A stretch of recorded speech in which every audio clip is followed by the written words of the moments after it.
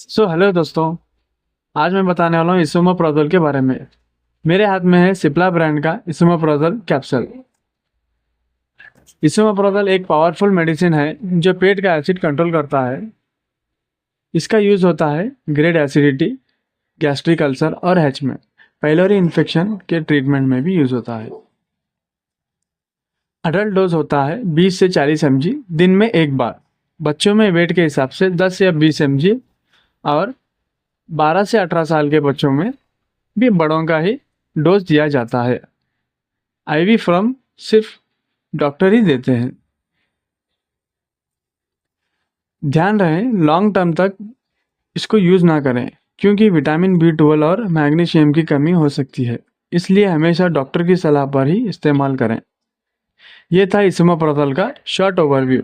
Useful लगा तो like और शेयर करें।